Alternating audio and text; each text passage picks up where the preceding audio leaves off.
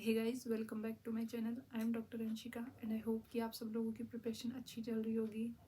NEET PG 25 की dates announce हो चुकी है और मैंने आज एक छोटा सा वीडियो बनाया है क्योंकि बहुत सारे लोग मेरे से कुछ क्वेश्चंस पूछ रहे थे उसी से related. I hope you guys gonna like it and to save time please guys watch it on 1.5x। तो ना सबसे पहला क्वेश्चन जो लोग मेरे से पूछ रहे थे वो पूछ रहे थे कि मैम हम कैसे स्टार्ट करें। कुछ लोग बोलते हैं कि हमारे पास जॉब है, कुछ बोलते हैं कि जॉब्स नहीं है लेकिन हम पढ़ नहीं पाते, मेन नोट्स पढ़े, रैपिड रिवीजन नोट्स पढ़े, क्या पढ़े कुछ समझ में नहीं आ रहा है। तो गाइस सबसे पहले ना आप अपना सोर्स डिसाइड करो कि आप कौन सा सब्जेक्ट कहाँ से पढ़ोगे। उसके बाद एक शेड्यूल बनाओ और उसके बाद बस पढ़ने लग जाओ, ठीक है। और सबसे इम्पॉर्टेंट चीज़ आपको क्या करना है, वो आपको करना है कि लास्ट के 1 महीने में आपको कहाँ से पढ़ना है, कैसे पढ़ना है, आप पहले से डिसाइड करो।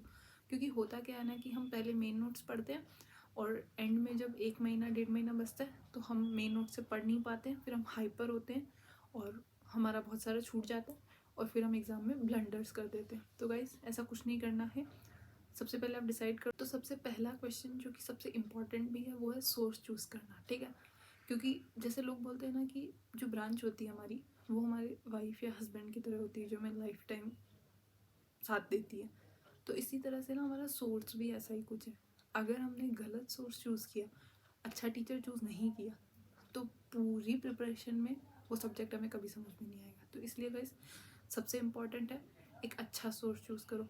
अब जब भी लोग मेरे से पूछते हैं कि सोर्स क्या चूज़ करें, किस सब्जेक्ट के लिए क्या पढ़े, और मैं कोई भी दूसरे प्लेटफॉर्म का टीचर बताती हूँ तो वो लोग कहते हैं कि ना मैम हमारे पास पैसे नहीं है या फिर हम नहीं खरीद सकते। तो guys no one is that rich, हाँ, कि सारे प्लेटफॉर्म खरीद ले। मैं भी नहीं थी। अगर आपके पास नहीं है वो प्लेटफॉर्म तो आप किसी से बोरो कर लो या फिर यूट्यूब है ना सब चीज़ों के लिए।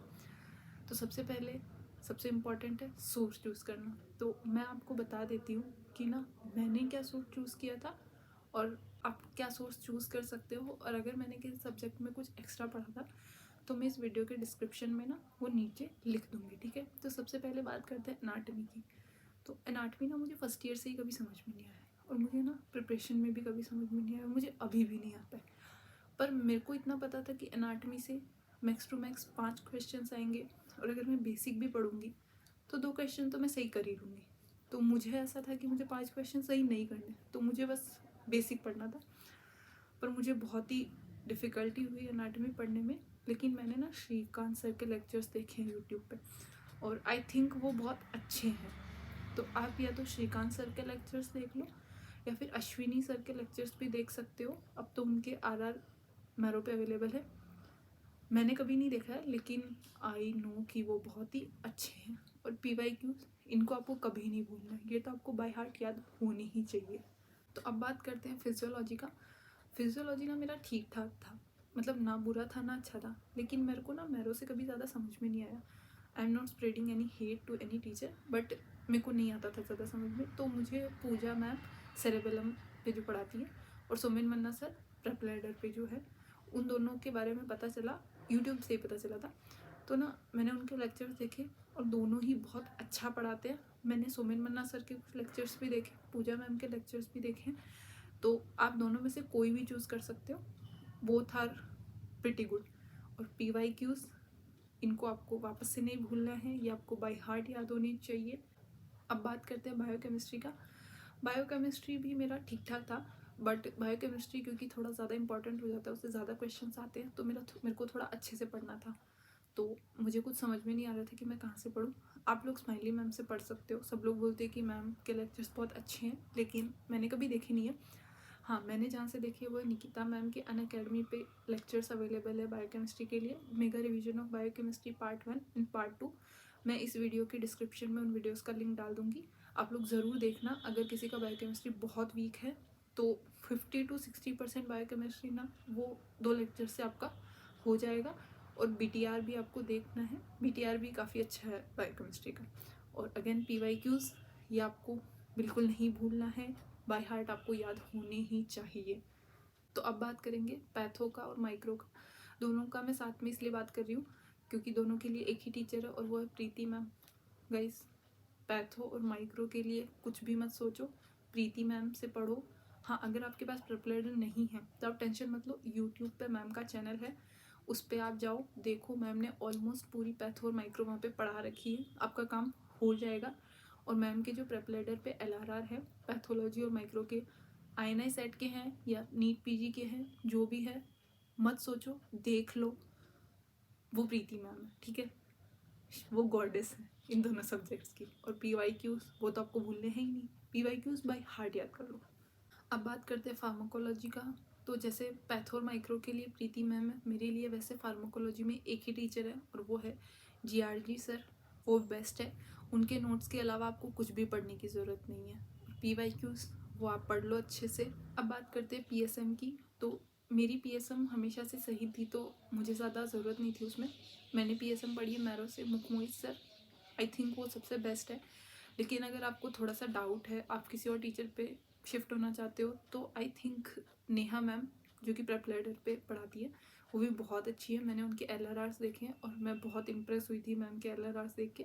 तो आप इन दोनों में से किसी भी टीचर से पढ़ सकते हो। विवेक जैन सर भी सब लोग बोलते हैं अच्छे हैं, बट मैंने कभी उनसे पढ़ा नहीं है। और PYQs तो आपको करनी ही है अच्छे से। अब बात करते हैं ENT की। तो अगेन ENT मैंने मैरो से देखी है, मनीषा मैम ने बहुत अच्छा पढ़ाया। लेकिन अगर आपको डाउट है या फिर आप किसी और टीचर से पढ़ना चाहते हो, तो आप वैष्णवी मैम से पढ़ सकते हो, वो प्रेप पे पढ़ाती है। मैं उनके LRRs देख के बहुत इम्प्रेस हुई थी, वो बहुत अच्छा पढ़ाती है। और PYQs वो आपको बिल्कुल नहीं भूलने हैं। अब बात करते हैं ऑप्थेल्मोलॉजी का। तो ऑप्थेल्मोलॉजी के लिए ना कभी कोई टीचर मुझे भी ज़्यादा कुछ समझ में नहीं आया, बट हाँ उत्सव बंसल सर मैरो वाले, उनके नोट्स बहुत अच्छे हैं और उनका पढ़ाने का तरीका भी अच्छा है, तो उनसे पढ़ा है मैंने। और अगर आप पढ़ना चाहो तो आप BTR से भी पढ़ सकते हो। ऑप्थेल्मोलॉजी जैनब मैम ने भी बहुत अच्छी पढ़ाई है। और उसके साथ PYQs बिल्कुल नहीं भूलना है गाइस। अब बात करते हैं FMT का। तो FMT सबको पता है, मगेंद्रम सर बहुत अच्छे हैं, बहुत अच्छा पढ़ाया उन्होंने मैरो पे और उनके नोट्स भी बहुत अच्छे हैं। लेकिन आप अगर देखना चाहो तो आप अखिलेश सर प्रेपलेडर वाले, उनके LRRs देखो, काफ़ी अच्छे हैं, काफ़ी क्रिस्प है। और PYQs बिल्कुल नहीं भूलना है। और हमको ना FMT अच्छे से पढ़ना है, क्योंकि अक्सर क्या होता है कि हम लोग ना FMT इग्नोर कर देते हैं, लेकिन FMT बहुत स्कोरिंग सब्जेक्ट है। FMT से काफ़ी सारे क्वेश्चंस आते हैं और वो ज़्यादा टफ नहीं होते हैं। अब बात करते हैं ऑब्स गायनी की। तो ऑब्स गायनी के लिए मेरे पास तो एक ही टीचर है, साक्षी मैम मैरो। मैंने उन्हीं से पढ़ा है, क्योंकि मुझे उन्हीं का पढ़ाने का तरीका बहुत अच्छा लगता है और मुझे उनके नोट्स भी काफ़ी सही लगते थे, काफ़ी क्रिस्प। तो आप लोगों को अगर कोई और टीचर भी सही लगता है तो आप पढ़ सकते हो। बाकी ऑब्स गायनी मेरे को लगता है आपको अच्छे से पढ़ना चाहिए, क्योंकि फाइनल ईयर के जो मेजर सब्जेक्ट्स हैं, मेडिसिन, सर्जरी और ऑब्स गायनी, उनमें ऑलमोस्ट ना इक्वल क्वेश्चन आते हैं 25 के अराउंड। लेकिन मेडिसिन और सर्जरी इतने वास्ट है कि ना हम सारे क्वेश्चन उनमें से सही नहीं कर सकते। लेकिन ऑब्स गायनी में ना हम सारे क्वेश्चन ऑलमोस्ट सही कर सकते हैं। जैसे अगर ऑब्स गायनी में 25 क्वेश्चन आएंगे ना, और अगर आपकी ऑब्स गायनी अच्छी है तो आप 22 क्वेश्चन आराम से सही कर पाओगे। मेरा खुद का ऑब्स गायनी में सिर्फ एक ही क्वेश्चन गलत था। तो गाइस ऑब्स गायनी अच्छे से पढ़ो और PYQs बिल्कुल नहीं भूलना है। अब बात करते हैं सर्जरी की। तो जैसे ऑब्स गायनी है, वैसे सर्जरी में भी मेरे पास एक ही टीचर है, रोहन सर। उनके नोट्स बहुत अच्छे हैं, उनका पढ़ाने का तरीका बहुत सही है, तो मैंने तो उन्हीं से पढ़ा है। बाकी अगर आप चाहो तो आप प्रीतेश सर से पढ़ सकते हो, जो प्रेपलेडर पे है, उन्होंने भी बहुत अच्छा पढ़ाया है। मैंने उनके कुछ LRRs देखे हैं और कुछ वन लाइनर्स देखे हैं जो कि प्रेपलेडर के यूट्यूब चैनल पे है, तो आप वो देख सकते हो, काफ़ी क्रिस्प है वो। और PYQs अगेन बाय हार्ट याद कर लो। तो गाइस अब बात करते हैं मेडिसिन की। तो मेडिसिन के बारे में ना लोग सोचते हैं कि हम पूरा पढ़ लेंगे या फिर हमको सब याद रह जाएगा। तो मेरे को लगता है कि मेडिसिन इतना वास्ट है कि हम कभी पूरा नहीं पढ़ सकते, और अगर हमने पढ़ लिया ना तो हमको याद नहीं रहेगा। तो मेरे हिसाब से, इन माय ओपिनियन, हमको इतना ही पढ़ना चाहिए जितना हमको याद हो जाए और हमारे क्वेश्चंस हो जाए। अगर हमको बहुत ज़्यादा इंटरेस्ट है तो हम MD मेडिसिन कर लेंगे। तो मैंने पढ़ा है इंटीग्रेटेड। अगर आपको इंटीग्रेटेड वे में पढ़ना अच्छा लगता है तो आप BTR देखो, मैम ने बहुत अच्छा पढ़ाया है। अब इंटीग्रेटेड पढ़ने का ना एक फ़ायदा क्या होता है, कोई भी चीज़ जब हम फिजियो में पहले पढ़ेंगे, फिर पैथो पढ़ेंगे, फार्मा पढ़ेंगे, फिर मेडिसिन पढ़ेंगे, तो हमको बार बार पढ़ने से ना वो टाइम वेस्ट नहीं होगा। हम एक ही साथ पढ़ सकते हैं और हमको अच्छे से समझ में आएगा, सारी चीज़ें एक साथ हो जाएंगी। तो आप, आई थिंक मेरे हिसाब से, इंटीग्रेटेड पढ़ो। और अगर फिर भी आपको पढ़ना है तो आप मारवा सर से पढ़ो, मारवा सर नो डाउट बेस्ट है। प्रेपलेडर नहीं है तो उनके यूट्यूब चैनल पे देखो, उन्होंने सारे सिस्टम्स पढ़ा रखे हैं उधर। और अगर आपको राकेश सर से पढ़ना है मैरो वाले, तो उनके एक्चुअल लेक्चर्स जो हैं वो तो आप कभी नहीं पढ़ सकते हो, पर उनका जो मेड 80 वर्जन है वो काफ़ी अच्छा है, वो मैंने देखा हुआ है, आप उससे भी पढ़ सकते हो। और अगेन PYQs को नहीं भूलना है, क्योंकि मेडिसिन में कभी भी हम सारे क्वेश्चन सही नहीं कर पाएंगे, ठीक है। अब बात करते हैं साइकेट्री की। तो साइकेट्री बहुत अच्छा सब्जेक्ट है, बहुत प्यारा सब्जेक्ट है, छोटा सा है, और इसको अगर हम अच्छे से पढ़ेंगे ना तो इसमें 4-5 क्वेश्चन जितने भी आते हैं वो हम सारे सही कर सकते हैं। तो मैंने पढ़ा है प्रवीण त्रिपाठी सर से, और आई थिंक वो बेस्ट है। बाकी अगर आप कहीं और से पढ़ना चाहते हो तो पढ़ सकते हो। प्रवीण त्रिपाठी सर के लेक्चर्स यूट्यूब पे आपको मिल जाएंगे। और PYQs आपको ज़रूर करने हैं, क्योंकि जो माइनर सब्जेक्ट्स होते हैं ना, शॉर्ट सब्जेक्ट्स, उनमें PYQs के रिपीट होने के चांसेस होते हैं। मतलब PYQ नहीं तो PYT तो रिपीट होगा ही, तो आप PYQs अच्छे से करना साइकेट्री के। Same with anaesthesia, short subject है, 2-3 क्वेश्चन आते हैं, लेकिन अगर आपने PYQs कर लिए और थोड़ा बहुत पढ़ लिया तो वो क्वेश्चन आपके सही हो जाएंगे। तो एनेस्थीसिया ना मुझे बहुत बोरिंग लगता था इससे पहले कि मुझे जानवी मैम के बारे में पता चला था, सेरेबेलम पे पढ़ाती है मैम, आपको उनके यूट्यूब पर लेक्चर मिल जाएंगे। उन्होंने बहुत अच्छा पढ़ाया है एनेस्थीसिया, मुझे नहीं लगता कि उनसे अच्छा किसी ने एनेस्थीसिया पढ़ाया होगा। आप उनसे पढ़ो, शॉर्ट सब्जेक्ट है, इजीली हो जाएंगे 2-3 क्वेश्चन सही। और PYQs बिल्कुल नहीं भूलते हैं, क्योंकि इसमें हर साल 2 या 3 क्वेश्चन आएंगे, एक क्वेश्चन तो पक्का PYQ होगा। अब बात करते हैं पीडिया की। पीडिया अगेन हम लोग थोड़ा बहुत इग्नोर कर देते हैं, लेकिन पीडिया ठीक ठाक है, स्कोरिंग है, ज़्यादा टफ क्वेश्चंस भी नहीं आते हैं। तो मैंने पीडिया पढ़ा है मैरो से, सिंगाराम सर, उनके नोट्स ना बहुत अच्छे हैं। लेकिन अगर आप ऑल्टरनेट कुछ चुनना चाहो तो आप आनंद सर चुन सकते हो, सेरेबेलम वाले, उन्होंने बहुत अच्छा पढ़ाया है। और आप मीनाक्षी मैम से भी पढ़ सकते हो, क्योंकि मैंने मीनाक्षी मैम के LRR देखे थे और मैं बहुत इम्प्रेस हुई थी मैम के LRR से। और अगेन PYQs बिल्कुल नहीं भूलना है, PYQs 100% करना ही है बाय हार्ट। तो अब बात करते हैं ऑर्थो की। ऑर्थो मेरा बहुत वीक था, क्योंकि क्या हुआ था ना कि हमारा फाइनल ईयर कोविड की वजह से ना 6 महीने में स्टार्ट होके ख़त्म भी हो गया था, तो मेजर सब्जेक्ट्स पढ़ने का ही टाइम नहीं मिला। तो ऐसे शॉर्ट सब्जेक्ट्स तो कहाँ से पढ़ते। तो हमारा ना फाइनल वाइवा चल रहा था, तो एग्जामिनर जो था वो सबसे पहले सेंटेंस लाइन छोटी मोटी चीज़ें पूछ रहा था, तो हम सब ने रट लिया। अब मेरी बारी आई, मैं गई, उन्होंने मेरे से सेंटेंस लाइन पूछा, रटा हुआ था तो बता दिया। फिर उन्होंने मेरे से पूछा कि तुमसे हम एक क्वेश्चन पूछते हैं, अगर तुमने बता दिया तो हम तुमको अच्छे मार्क्स देंगे। और मैं ऐसे थी कि सर मत पूछो, मुझे पता, मुझे नहीं आएगा। तो उन्होंने मेरे से बोला कि हॉल्स्टीन लुईस फ्रैक्चर के बारे में चलो कुछ बताओ। तो मैं ऐसे थी कि मतलब मैं मन में ऐसे सोच रही थी कि ये फ्रैक्चर का नाम तो मैंने सुना भी नहीं है। फिर मैंने उनको बोला कि सर सॉरी, मुझे नहीं आता। मतलब आप सोच सकते हो कि मेरे मेन वाइवा में मुझे हॉल्स्टीन लुईस फ्रैक्चर का नाम तक नहीं पता था, मेरी इतनी ऑर्थो वीक थी। तो मैंने ऑर्थो पढ़ी अब्बास अली सर से, आप चाहो तो अपूर्व सर से पढ़ सकते हो, बाकी PYQs ज़रूर करने ऑर्थो के। अब बात करते हैं रेडियोलॉजी का। रेडियोलॉजी के लिए तो सबको पता है, जैनब मैम या निकिता मैम, कहीं से भी पढ़ो, दोनों बहुत अच्छे हैं। हाँ मैंने दोनों से पढ़ा है, पर मैम का ना सेरेबेलम पे लेक्चर्स है, इंग्लिश में है, तो वो मुझे काफ़ी अच्छा लगा था, तो मैंने वहाँ से पढ़ा है। और PYQs कर लो, हो जाएगा आपका रेडियो। और अब बात करते हैं डर्मेटोलॉजी का। तो डर्मेटोलॉजी मेरा फेवरेट सब्जेक्ट था, मतलब मेरा काफ़ी अच्छा भी था। तो डर्मेटोलॉजी मैंने मैरो से ही पढ़ा है, पिंटो सर से। लेकिन अगर आप चाहो तो आप खुशबू मैम से पढ़ सकते हो, वो मैम प्रेपलाइडर पे पढ़ाती हैं, उनके LRRs देखे थे मैंने, वो बहुत अच्छे हैं। और PYQs अगर आपका डर्मेटोलॉजी ठीक ठाक है तो PYQs कर लो। तो अब बात करते हैं शॉर्ट कोर्सेज की। बहुत सारे लोग कंफ्यूज होते हैं मेडिसिनप्स में या फिर ना BTR में। तो मैंने मेडिसिनप्स भी देखा है, बट वो मैंने बहुत ही शॉर्ट स्पैन के लिए देखा, तो मुझे उसके बारे में ज़्यादा नॉलेज नहीं है। BTR मैंने थोड़े लंबे टाइम के लिए देखा है, तो मैं थोड़ा सा BTR की तरफ इंक्लाइन हूँ। BTR बहुत अच्छा है, मैम ने कुछ सब्जेक्ट्स बहुत अच्छे पढ़ाए हैं, मैंने मेंशन कर दिया है ऑलरेडी, तो आपको पढ़ना चाहिए। BTR पढ़ो, मेडिसिनप्स पढ़ो, कोई फ़र्क नहीं पड़ता। एंड में फ़र्क सिर्फ ये पड़ता है कि हमको याद रहना चाहिए, हमारे क्वेश्चन सही होने चाहिए। और हाँ, सिर्फ शॉर्ट कोर्सेज मत पढ़ो, क्योंकि जैसा आजकल का ट्रेंड चल रहा है, जैसे क्वेश्चंस आते हैं, वो आपका सिर्फ उससे नहीं हो सकता है, शॉर्ट कोर्स से।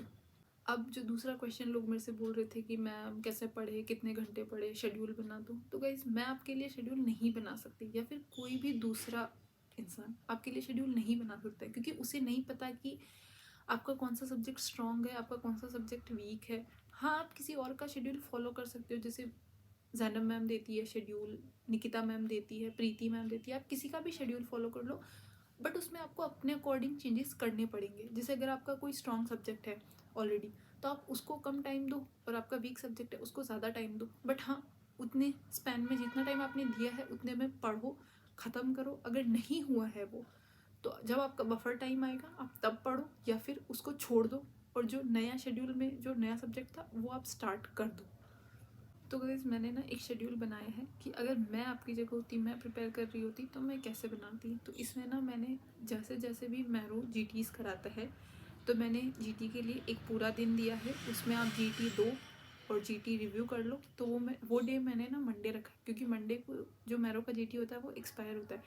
तो जिस दिन जीटी एक्सपायर होगा, अगर उस दिन आप सुबह सुबह दे लोगे जीटी, तो आप शाम में आराम से रिव्यू कर सकते हो, और बाकी का बचा दिन है वो आप यूज़ कर सकते हो अगर आपका पिछला कुछ बचा रह गया है तो। और मैंने कुछ बफर डेज भी रखे हैं, तो मैंने इसमें ना 3 रिविजन्स रखे हैं। पहला जो रिवीजन है वो ऑलमोस्ट 2 से 3 महीने का है, दूसरा रिवीजन है वो 1 से 1.5 महीने का है, और जो तीसरा रिवीजन है वो 15 से 20 डे का है। तो ये मैंने ना सिर्फ INI सेट के लिए ही बनाया है, उससे पहले तक बनाया है।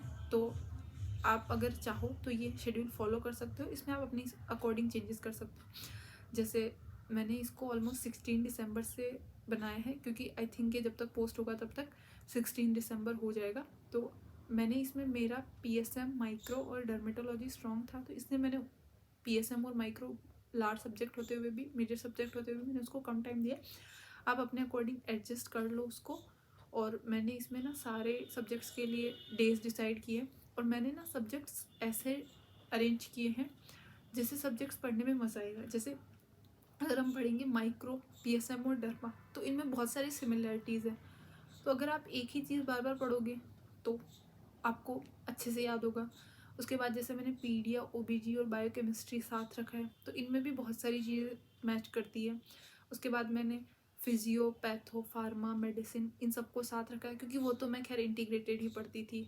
एनार्ट और सर्जरी को मैंने एक साथ पढ़ा है, क्योंकि वो बहुत सिमिलर सब्जेक्ट्स हैं। और रेडियो को मैंने बहुत लास्ट में रखा है, क्योंकि रेडियो सारे सब्जेक्ट्स का क्यूमुलेटिव वर्जन है। तो अगर आप सारे सब्जेक्ट्स के इमेजेस अच्छे से पढ़ लोगे तो रेडियो तो आई एम श्योर आपको थोड़ा बहुत तो आ ही जाएगा। तो मैंने ऐसे शेड्यूल बनाया है। आप लोग इसमें अपने अकॉर्डिंग चेंजेस कर सकते हो, अगर आप लोगों को अच्छा लगे तो आप फॉलो कर सकते हो, बाकी आप अपने अकॉर्डिंग बना सकते हो वरना। तो गाइस शेड्यूल वाले क्वेश्चन में ना मैं ज़्यादा टाइम नहीं दे रही हूँ, क्योंकि अभी तक तो सबका शेड्यूल बन चुका होगा और आई एम श्योर सब लोग उसे फॉलो भी कर रहे होंगे। तो बस कुछ लोगों ने ना मेरे से बहुत रिक्वेस्ट की थी, इसलिए मैंने ये बना दिया है कि अगर मैं आप लोगों की जगह होती तो मैं कैसे करती। हाँ, ये मैंने फॉलो नहीं किया था, क्योंकि तब तक मुझे बहुत सारी चीज़ें पता नहीं थी।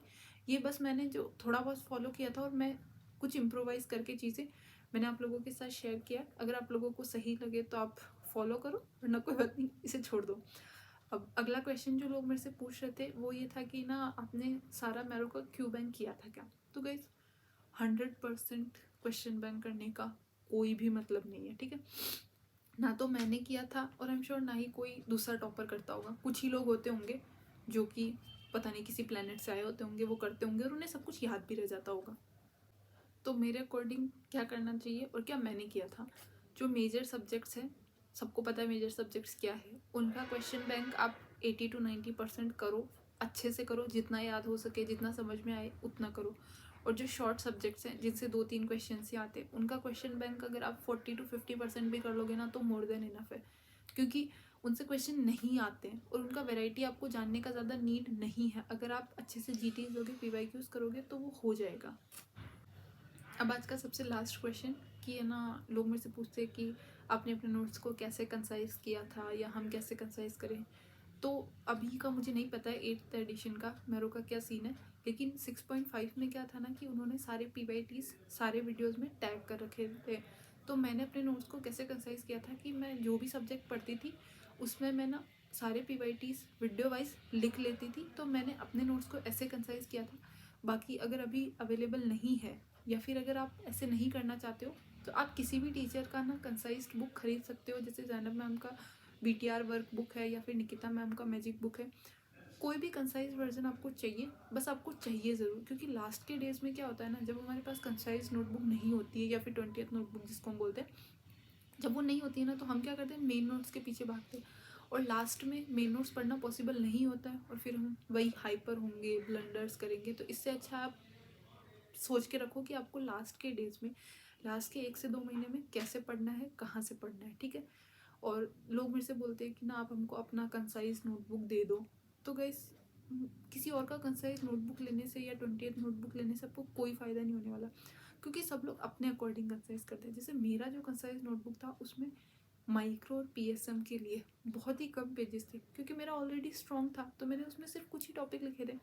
तो अगर आप किसी और टॉपर का लेते हो तो उसने अपने अकॉर्डिंग लिखा होगा ना, तो हो सकता है उसका स्ट्रॉन्ग सब्जेक्ट आपका वीक सब्जेक्ट हो, तो फिर आपको कोई मतलब नहीं रहेगा। तो इसीलिए अगर आप अपना नहीं बना सकते हो तो बेस्ट होगा कि आप किसी टीचर का खरीदो, क्योंकि टीचर के लिए कोई सब्जेक्ट स्ट्रॉन्ग या वीक नहीं है, उसके लिए सारे सब्जेक्ट्स इक्वल है। उसने सारे सब्जेक्ट की इंपॉर्टेंस के अकॉर्डिंग उनको पेजेस दिए हुए होते हैं, और उसमें सारे वॉलेटाइल टॉपिक्स होंगे, सारे इंपॉर्टेंट टॉपिक्स होंगे। तो किसी और टॉपर से मांगने से अच्छा है कि आप अपना बनाओ या फिर आप किसी टीचर का खरीदो। और गाइज, अगर आपको घर पे पढ़ने में दिक्कत होता है तो आप वर्चुअल लाइब्रेरीज ज्वाइन कर सकते हो। मैं एक वर्चुअल लाइब्रेरी का लिंक अपने डिस्क्रिप्शन में शेयर करती हूँ, आप उसे ज्वाइन कर सकते हो और बहुत सारे बच्चों के साथ एक साथ पढ़ सकते हो। Thank you so much guys.